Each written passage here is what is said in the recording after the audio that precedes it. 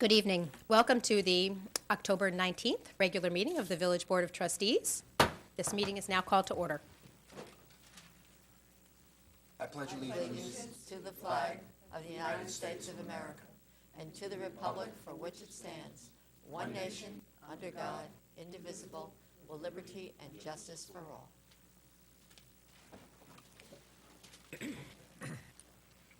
Trustee Codman, present. Trustee Cazada, Present. and Mayor Garrity. Present. Okay, we have mayor's and trustees' announcements. I don't have any announcements, but I think that Deputy Mayor Codman probably has if I an can- announcement. He's trying to open it. He thought he had a moment. Yeah, well, I got interrupted. But I think I can do this off the top of my head. Forest O Fears .org is a website everybody should be going to. On the 29th of October, there's going to be a wonderful hayride that's taking place at Cedar Lane Park, and it's a benefit for the Ossining Historic Cemeteries Conservancy.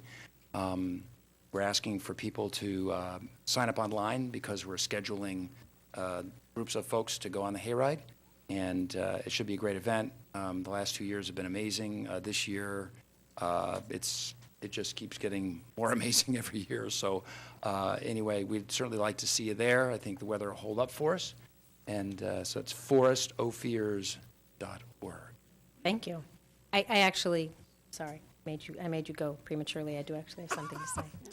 Today, I just want to remind people that this is the last weekend that the Henry Gordine exhibit will be happening at the, sorry, is that what you were going to say? No, go ahead. Yeah, That will be happening at the Ossining Arts Council, which is the Firehouse Gallery, which is upstairs in the Steamer Firehouse on Main Street. And it's happening Friday and Saturday evening at 8 o'clock from 8 to 10 is what I have in my calendar. And then on Sunday afternoon, it's at 3 o'clock. So I hope you go ahead and check that out. And it's a multimedia event, and obviously it's for us to learn more about one of the icons of our community, Henry Gordine. And I look forward to seeing some of you there. And if you are a registered voter, keep in mind you have 3 weeks from yesterday to figure out what you're going to do on Election Day.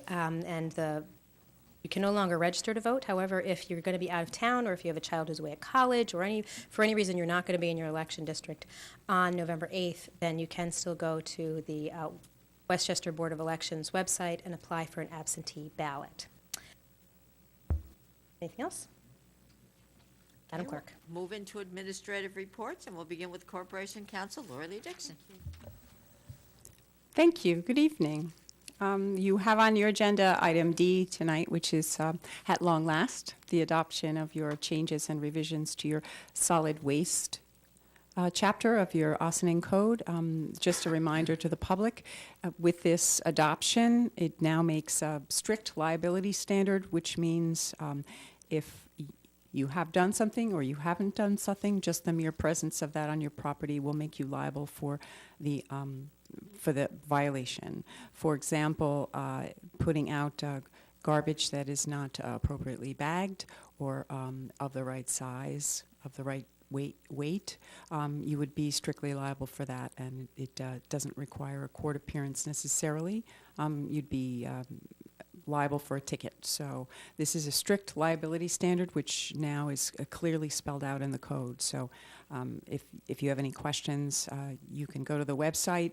This has been uploaded to the village's website, and it's certainly on my departmental website, the Corporation Council section. So this evening you'll be adopting, as local law number 8, the changes to your solid waste provision. So it's really good at this point because we've taken such a comprehensive look at it. So I will proceed and have been working on the necessary stationery, as we're calling it, and that being the ticket which will be written on the spot for a violation of this code provision. So thank you for taking the time and the effort to go through this so thoroughly. I appreciate the effort. I know the last few days have been warm, and those tag sale signs are still out in force. I have been collecting them and putting them in recycling. Next week is newspaper and paper recycling, so I would encourage everyone to get out there and take those beautiful fluorescent signs back down from the trees, and it's terrible to see them on trees, but I do, and also the light posts and telephone poles. Please retrieve them, recycle them. The earth will appreciate it, and I will stop having to remind you all of that. So thank you so much. We'll move on to Captain Scott Craven.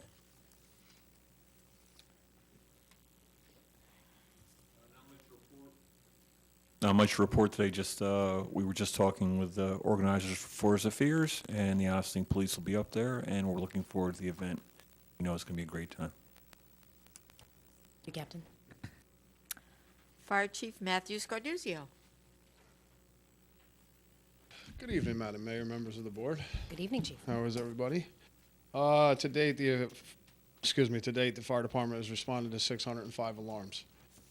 This month, we had a couple fires, a couple near close calls with house fires, but I commend the guys for the aggressiveness and getting those fires out really quick.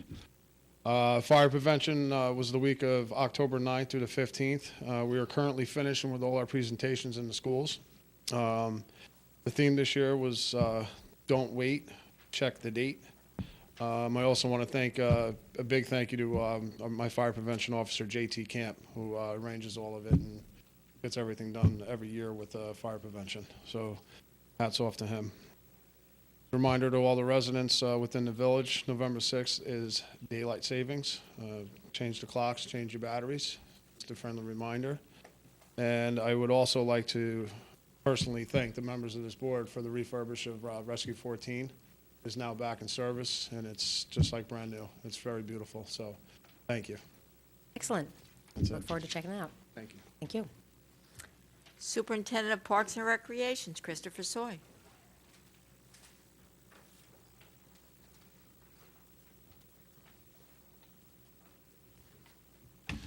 Good evening, Mayor, Board. Recreation programs update. Our fall season of programs began on Monday, September 26th. We are pleased to report that all seasonal programs offered had sufficient registrations to run, meaning every standalone seasonal program that we put out this past season did get enough interest and registration to operate and to go forward. So we were happy about that. We have a total of 360 registered program participants for our fall programs. This number does not include our ongoing after-school program or Spartan swim team, which carry approximately 90 to 100 registered participants per month. I'd like to put a reminder out that the Youth Recreation Basketball Program registration is currently open and will remain open through Friday, November 18th. That is an important registration deadline date to remember, as it is a firm registration cutoff. If you miss the date and look to register your child after the 18th of November, we most likely will be unable to sign up your child. So November 18th is a registration deadline for our Youth Recreation Basketball team, which is open to children in grades 1st through 10th. As always, you can access full program information by visiting the Recreation and Parks page of the village website at villageofossining.org, or like us on Facebook to stay connected to department happenings. And as always, you can call us at 941-3189, 9 a.m. to 10 p.m. Monday through Saturday. Parks and facilities update. Our parks crew continues to work on maintaining the athletic fields for the fall sports season. All fields continue to be well utilized through the season by our department's adult co-ed softball team, the various youth sports organizations, and a variety of school district teams.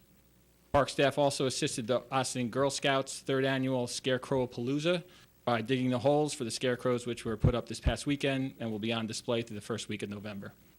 On the facility side, we are moving forward in bringing in a specialized maintenance contractor to evaluate and address the retractable roof panels on the aquatic center, and we plan to look to fully repair the central panels, which haven't functioned for a number of years. Special events and programs update. Our Fall Family Fun Day was held on Saturday, October 1st at the Community Center Gym. The event was moved inside due to rain and cool conditions. The event included pumpkin painting, face painting, a beading activity, live music, and a pie eating contest. The recreation staff and park staff work hand in hand on this event and put on a fun and entertaining event for all who attended. A new program was just unveiled this week, Story Walk. The Story Walk program is a family literacy project that strives to build children's interest in reading while encouraging healthy outdoor activity for both adults and children. Our department has partnered with the Ossining School District and their action committee to bring the season story Leaf Man to Crawbucky Nature Preserve. The story is currently installed along the trail at Crawbucky, which is located at the end of Beach Road. Please visit the trail, stroll through the woods while enjoying a wonderful children's book with a seasonal theme. As mentioned, the Forest of Fears Haunted Hayride is scheduled for Saturday, October 29th. Flyer at Cedar Lane Park from 7 to 10 p.m. This event is organized by the Ossining Historic Cemeteries Conservancy and many volunteers, along with the support from the Recreation and Parks Department. Tickets are limited and available online only at $10 per person. Please visit forestofears.org to purchase tickets. They anticipate tickets will sell out. And our new and improved Halloween event, being organized in collaboration with the Ossining Police Department, is scheduled for Monday, October 31st, from 6 to 8 p.m. at Main Street and Market Square. We invite everyone to come down in their costumes for games, music, food, and of course candy. There will be trunk or treating along Main Street, a DJ dance party, bounce houses, and more. Also, the Rotary will be on hand once again be generously providing hot dogs and apple juice free of charge. Questions? No, I'm looking forward to really good weather on October 29th and 31st. Village Treasurer Thomas Warren.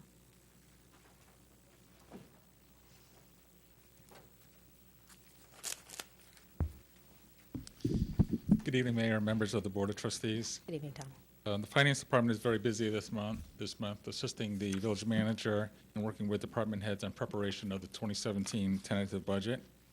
And after a 2-week break, we have resumed our Munis accounting system training and working on getting 2014 and 2015 prior year data loaded and verified, and more training this week as well.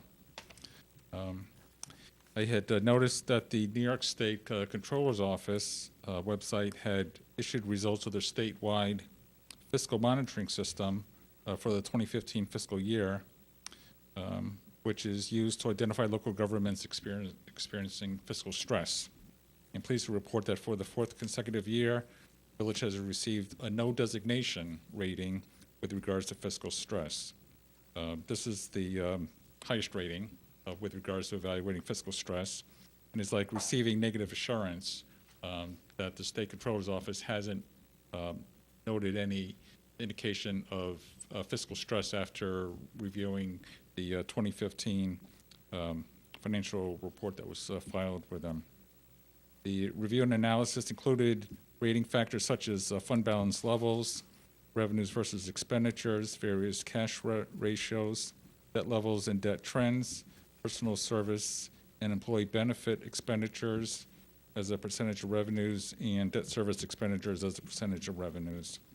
The 2015 fiscal stress score was an extremely low 3.3%, which was the same score as for 2014.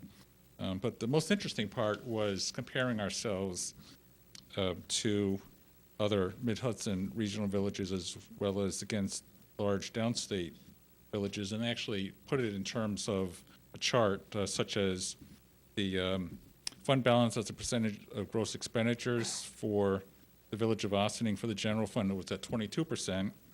For Mid-Hudson region villages, 23.7%, and large downstate villages, 21.7%. So it's good to see that we're comparable to other villages.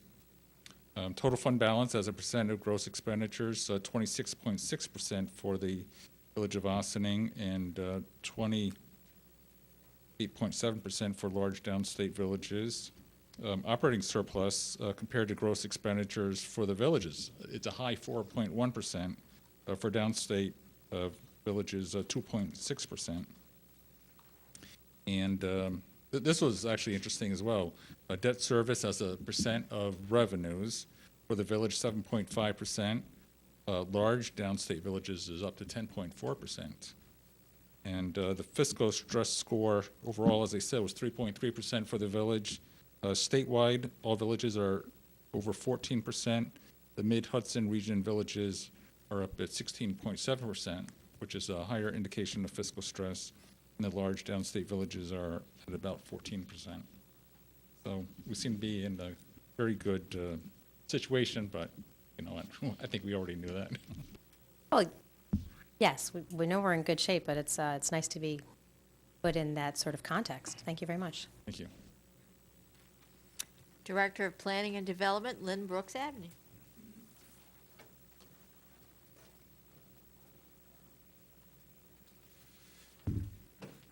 Good evening, board members.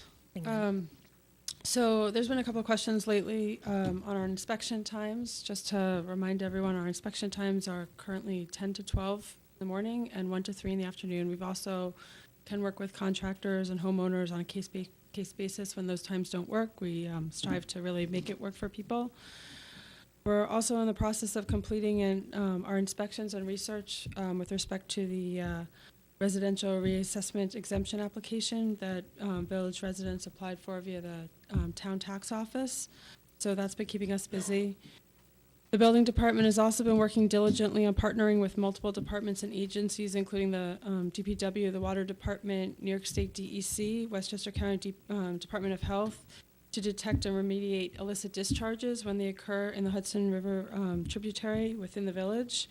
Building staff and DPW staff and Water Department staff have been working together on both testing when it happens, taking pictures, writing violations, and also speaking to alleged violators to help them better understand how their actions are both illegal and are creating a nuisance in the Hudson River. And the Hudson River itself is a valuable natural resource, and we're trying to help them understand that. Just for note, on October 3rd of this year, the 2015 changes to the New York State Building Code took effect.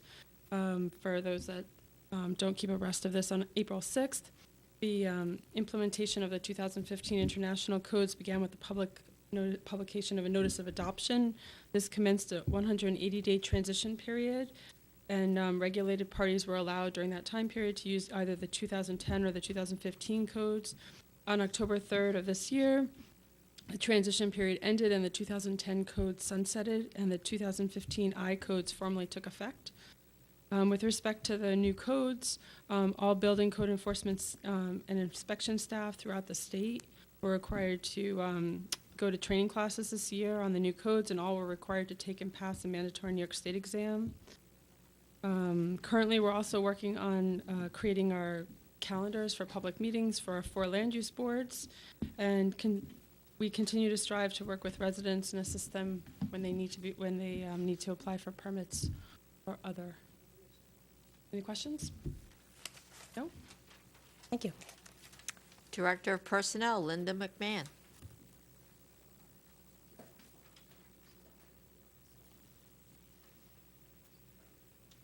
Good evening, Mayor and Board of Trustees. Good evening. At the end of September, the Highway, Sanitation, Parks, and Water Department employees completed a full day of required confined space training, as well as excavation and trenching training. The employees participated in classroom activities where policies and procedures were reviewed, followed by a second half that included hands-on training.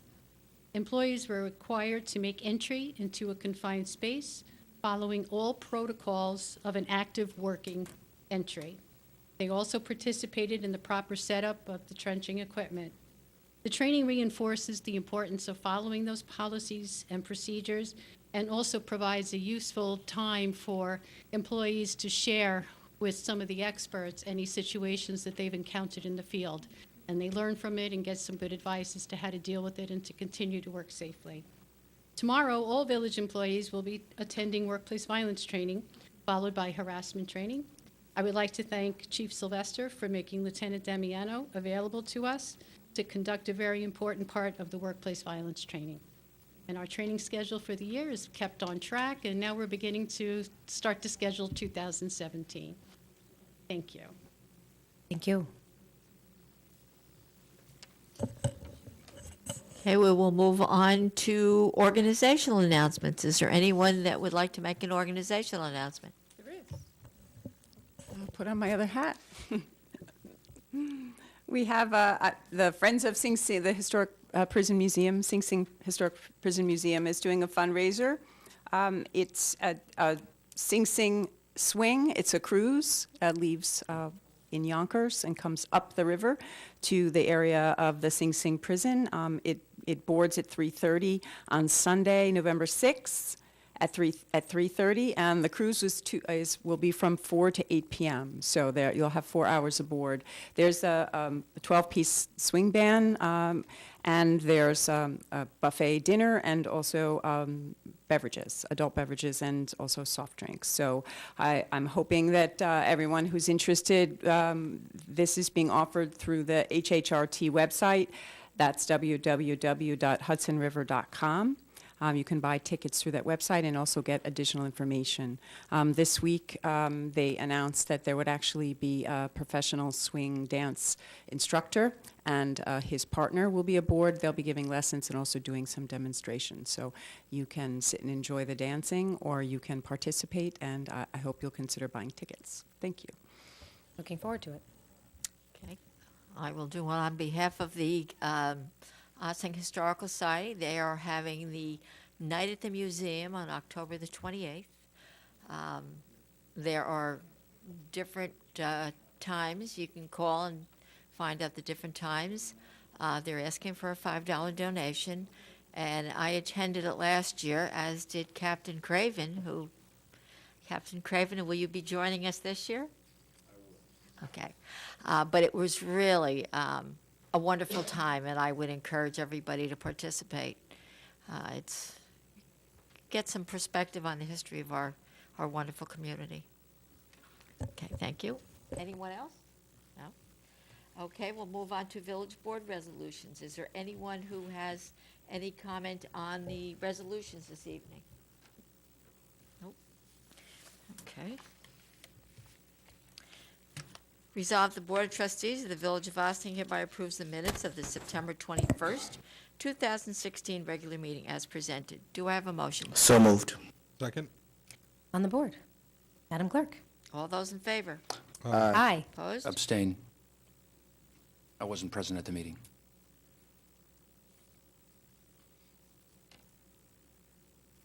Thank you. Resolved that the Board of Trustees of the Village of Ossining hereby approves the minutes of the October 5th, 2016 regular meeting as presented. So moved. Second? On the board. Madam Clerk? All those in favor? Aye. Opposed? Resolved, the Board of Trustees of the Village of Ossining hereby approves the voucher detail report dated October 19, 2016, in the amount of $2,282,805.42. So Do I mo- have, So moved. Second? On the board. Madam Clerk? all those in favor? Aye. Not moving fast enough for you tonight, Mr. Bazemore?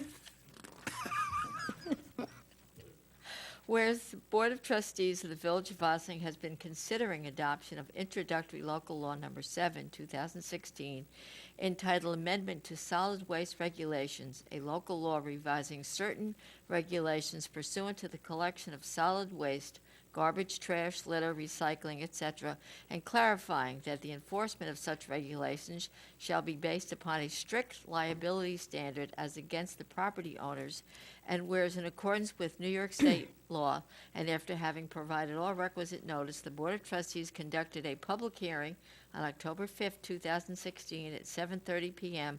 at the Birdsall Fagan Police Court Facility, 8688 Spring Street, Ossining, New York, during which the public had the opportunity to be heard on such proposed local law. And whereas having received no public comment at the public hearing, the matter was the topic of further discussion and deliberation on October 13th, 2016, following which the board determined there were no impediments to proceeding with adoption of the local laws drafted. Now therefore be it resolved that the Board of Trustees of the Village of Ossining hereby adopts introductory local law number 7 as local law 8, 2016, with such adoption to take effect immediately and as otherwise required by law. And be it further resolved that the Village Board directs said local law number 8, 2016, to be filed and/or distributed in accordance with applicable law. Do I have a motion? So moved. Second? I'd just like to say thank you very much to Corporation Counsel and her Deputy Counsel and the members of DPW Sanitation Department who were instrumental in helping craft this legislation.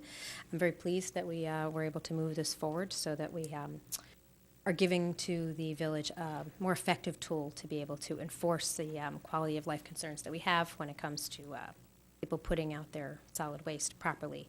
And if they're not doing it properly, to give them a either gentle or not so gentle reminder. It's important that we all follow the same rules and keep our community looking clean and neat. Madam Clerk. This is a roll call vote. Trustee Bazemore? Aye. Trustee Codman? Aye. Trustee Quezada? Aye. And Mayor Garrity. Aye. Resolve the Board of Trustees of the Village of Ossining hereby approves the application of Catherine and Louis Corina on behalf of the business located at 123 Main Street, Section 89.19, Block 6, Lot 6, for an awning in accordance with the application dated September 15, 2016, subject to the appropriate action and approval by the Historic Preservation Commission on an application for a certificate of appropriateness under Section 270-25 of the Village Zoning Code. Do I have a motion? So moved. Second.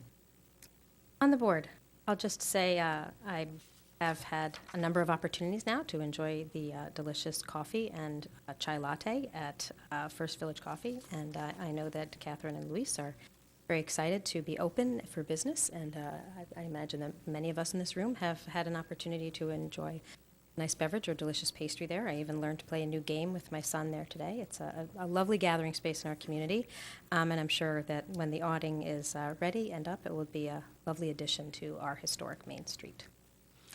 Madam Clerk. All those in favor? Aye. Opposed? Do we have any continuing business of the board? Not to my knowledge. Do we have any new business of the board? We do not. That will bring us to visitor recognition. Is there anyone who would like to address the board? I believe there is. Welcome, Mr. Van Steen.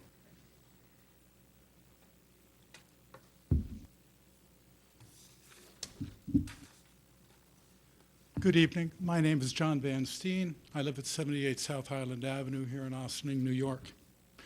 At the Village Board meeting of September 7th, it was announced that the board would continue to receive comments on ETPA until the close of business on Wednesday, September 14th.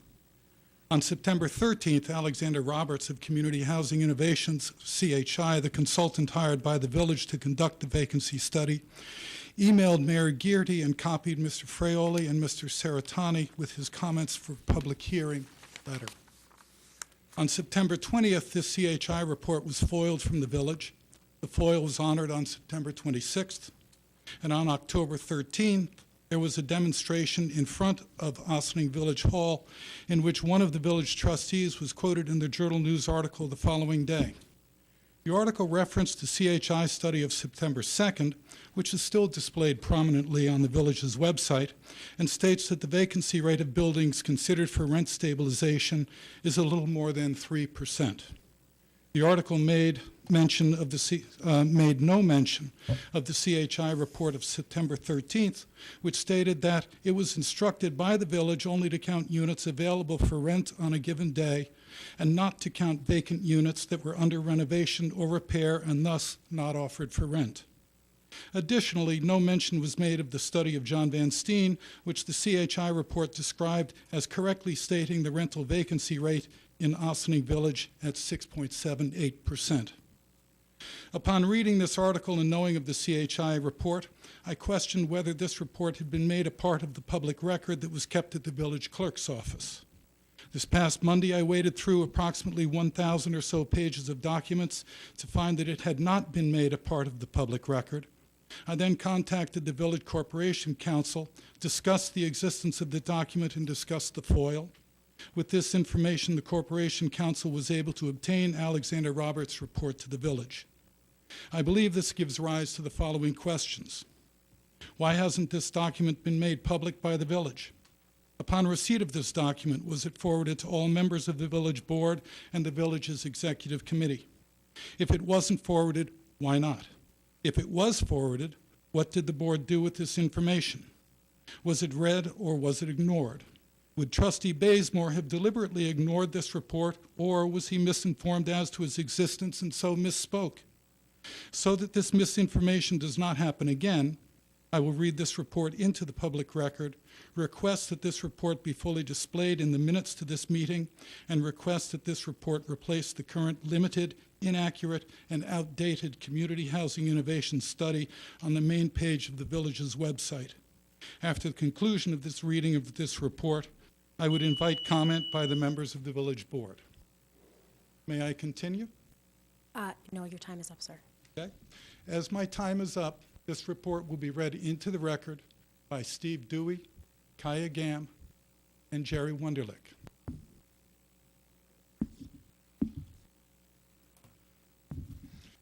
And I will distribute copies of this report to all members of the village board to ensure that you have them.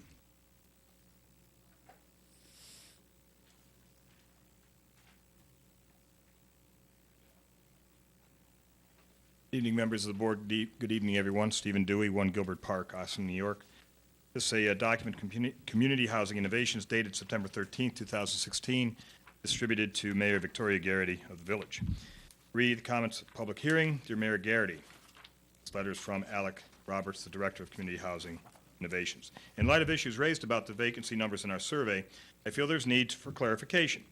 John Vanstein obtained American Community Survey data from the Westchester County Planning Department and correctly stated that the rental vacancy rate in Ossining listed is 6.78%. Now, this is a composite of information collected between the years 2010 and 2014 for all rental housing in the village. Our survey indicated a vacancy rate of only 3.09%. Why the discrepancy? First of all, CHI surveyed a small subset of the ACS data, that is, buildings of 6 units or more built before 1974. The total number of units surveyed was 1,165. According to the 2010-2014 ACS study, there were 4,538 renter households in Ossining. The surveyed buildings were probably the oldest and most affordable apartments, which are in great demand. Now, second, our survey counted vacant and available units. We were instructed, village, only to count units available for rent on a given day and not to count vacant units that were under renovation or repair and thus not offered for rent. The ACS does not make such a distinction, and it will count habitable vacant units that may be undergoing repair. This further limited the number of vacant units counted. You asked me to evaluate the answers by Michael McKee to a set of questions. This was beyond our scope, and I had stated my position on ETPA prior to undertaking the assignment. We had agreed it would be better for me to remain neutral. However, since you asked, I will briefly explain my position. Mr. McKee is a very knowledgeable and articulate tenant spokesperson, but his answers do not coincide with the assessments of economists who have studied ETPA, and their many reports have found that its unintended consequences actually make the affordable housing shortage worse. In general, rents that rise with the market encourage more investment in housing that expands the supply of housing. ETPA does not address the lack of supply. It only benefits existing tenants. Ironically, the village of Ossining has much more affordable units housing than the town of Ossining, for example, because the town uses another form of regulation that discourages development, hence exclusionary zoning. Both ETPA and exclusionary zoning are two sides of the same coin. They both seek to maintain the status quo to the detriment of the larger community. Exclusionary zoning is defended by privileged local homeowners as preserving neighborhood character, while it frustrates the free market demand for the multifamily and affordable housing. ETPA established a privileged class of existing tenants who are enriched with below-market rents, whether they need them or not. Studies universally show that ETPA eventually drives rents below the market and investment away from new housing. Thank you for your time.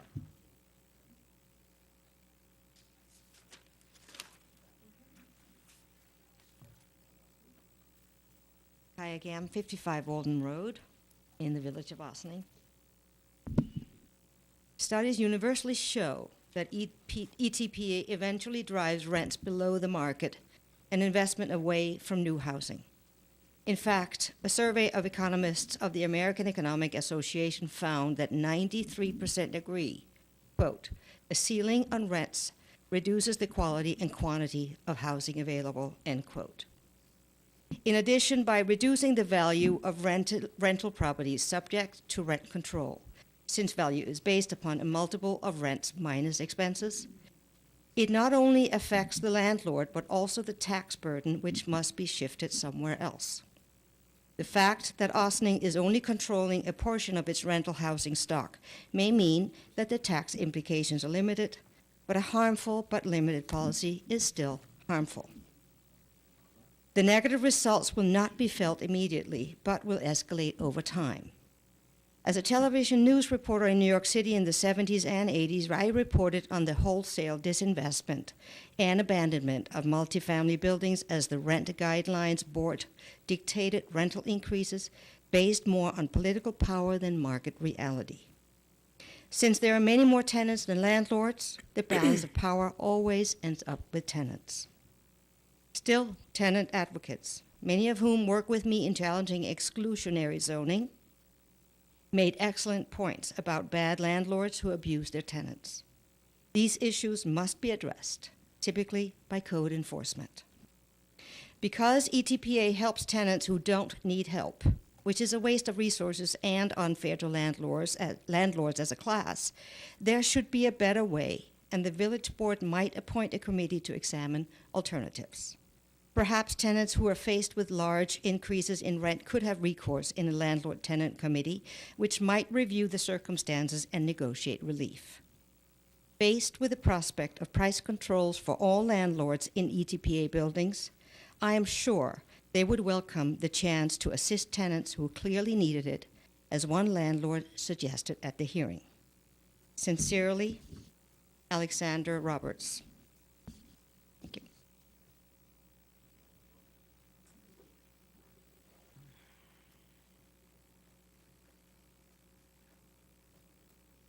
Hi, Jerry Wunderlich, 8 North Water Street, Austin, New York.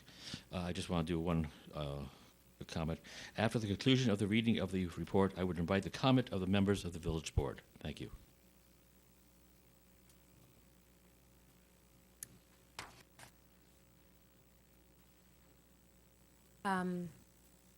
We have a copy of the letter here. We did receive the letter. It's not our first time reading it. It wasn't sent directly to the clerk's office. It was sent to the manager's office. I do not see any receipt of it in my own inbox, although I know that I did see it a few weeks ago. But there's a printout here indicating that it was sent to me on September 23rd.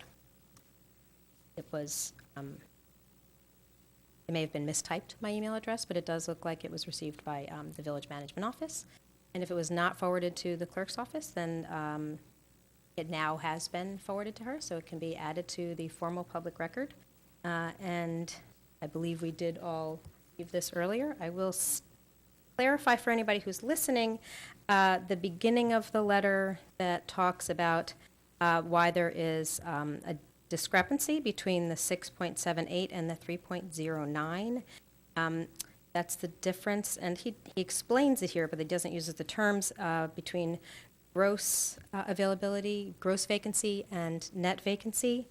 And the survey that CHI was asked to undertake, they were provided with clear parameters on what units to include and how they should be counted, and that's how it was undertaken, and that's the vacancy rate that was found here. I would also say that it's interesting that the executive director of the organization that undertook this vacancy study, which found that we have a vacancy rate well below the threshold required to declare an emergency, which would be 5%, and the vacancy rate they found is 3.09%. The fact that the person who's in charge of the organization that did that study, that would indicate that we, if we choose to, are able to enable ETPA, the fact that he's actually personally opposed to the idea, I think, if anything, might lend credibility to the numbers that he found. But that's a conclusion and a characterization beyond stated here, my own observation. If anybody else has anything more to say on the board, you may. It's not generally a question and answer period, but I didn't want this to go unaddressed to the public. Actually, after reviewing the letter, I thought carefully of what I might say, but while I may not agree with Alec Roberts and some of his points, I don't think this is the best place to address it. So That's not what this forum yeah, is, but I don't think it's appropriate at this moment. So, right. yeah. I would just make one comment that, you know, the instructions that we got from the county were pretty clear that From the state. From the state, rather, that we were looking at a net versus gross, and that is the parameter by which we evaluate, or my understanding, for the eligibility for ETPA. Those instructions were given to us, and we passed those instructions on to CHI to do the study for us. And so from that perspective, I'm satisfied that we met the litmus test to determine ETPA eligibility. And, so from that perspective, I'm not going to argue with the gross numbers, because those are gross numbers. They're also not a snapshot of the rental situation in the village, which is the whole reason you would call a situation where you had an emergency housing situation. So as much as I can't argue with the empirical data with which Mr. Van Steen presented to me, yes, over the period of years, yes, those units exist, certainly theoretically, and if not empirically, but in terms of how we determine ETPA, they're not relevant. And I discussed that with John personally. So let's be clear. We have met the standard for the emergency for ETPA, and we will deliberate at some point in the future. This is a complex situation, and I firmly believe that I believe in the whole notion of, you think that you're going to find out about one thing when you address an issue, and you end up finding out about a lot of other things. And this is clearly a very complex issue that has a multiplicity of dependencies. And so I appreciate your time. I am sorry this was not on the record, but now it is. So I'm hoping that you're satisfied that it has been entered into the record, and I think we'll just leave it at that. Thank you. Thank you. Thank you for all the members of the village, residents of the village. I can actually talk. I don't want to speak too much of this. But that was correct. One of the last statements that was made here is we are looking on another option, another possibility that was introduced by one of the landlords on one of the last meetings that we have. So we are looking at different options. I think we as a board, we have the obligation to look different options and different opportunities that we can take advantage of that will benefit the residents of the village of Ossining. So we are working on that, and that's the reason we have a meeting as a follow-up with to the ETPA case. So we are working. As soon as we have a little bit more information, I think will come forward work session there. But thank you, and again, I want to follow up what John said. John, I apologize that the report wasn't on the record, so that something like this don't ever happen again. I will just wrap up my comments by acknowledging that this board has spent a lot of time and has identified as a significant priority in this community how we approach housing from a safety perspective and from an accessibility perspective for our community members. And we're looking to address it in a multifaceted way, both internally with our staff, and we thank the building department for taking on the very challenging work addressing code enforcement and safety in a manner that it hasn't been in the past in the community. It's a very important step, ensuring that we have safe housing to the best of our ability here in the community. When it comes to affordability and accessibility of housing, we're looking at it from a number of approaches. And said all along, ETPA could be a tool to help us toward our larger housing goals. And that's why we've been looking at it for as long as we have. Beginning this spring, the board started looking at it. But if we didn't realize this already, we're certainly keenly aware.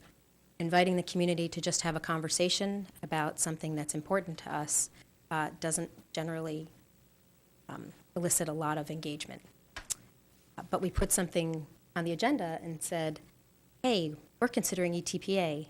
And we've had hundreds and hundreds of people from a range of perspectives and concerns come out in person by phone, certainly by email, and I am very pleased with the level of engagement in the community. To this point, I'm grateful that two trustees, Trustees Bazemore and Levin, are serving on a subcommittee to explore how we can give more teeth and to make the Landlord-Tenant Relations Council a more effective body. It in the past has been effective in providing a forum for both landlords and tenants to come together. But I think we're looking to find a way to really institutionalize the goals and the capabilities of that organization so that regardless of who's sitting in these seats 10 and 20 years from now, that is able to protect the needs of our community members, whatever building they live in, whether we have ETPA in place or not. And as has been stated, it was stated in this room a month ago, it's been acknowledged in the press. When some property owners came and said to me all the myriad of reasons they didn't want ETPA, some of which you've heard tonight, and you've certainly heard a number of them in this room over the last couple of months, my question was, well, we've got a problem. We need to improve the housing situation in our community. So if not ETPA, then what? There was a suggestion, and that was the kernel of an idea that was then presented in writing to me and shared with the board and with our staff. And it's something we're looking into. We're doing our due diligence, and I know the community would expect nothing less than for us to explore how we might best be able to address the needs of our community, and that's what we're working on now from a number of perspectives. So I thank everyone for their patience, for their engagement. This has certainly been an interesting process, I think, for all of us, and it's not nearly over yet. All right, Madam Clerk. May I have a motion to adjourn? So moved. Second. Would you like one? Oh, yes. I think we did. Well, you brought something to me. So yes, we can have an executive session. Well, is it executive session or is it legal advice? I think it's legal advice. All right, then we don't need to move for that then. All right, so we have a motion on the floor to adjourn the meeting. All in favor? Aye. And with that, I say thank you very much for joining us here tonight. We look forward to seeing you next week, the 26th. We will be at 16 Croton Avenue, Village Hall, for our work session. This meeting is adjourned.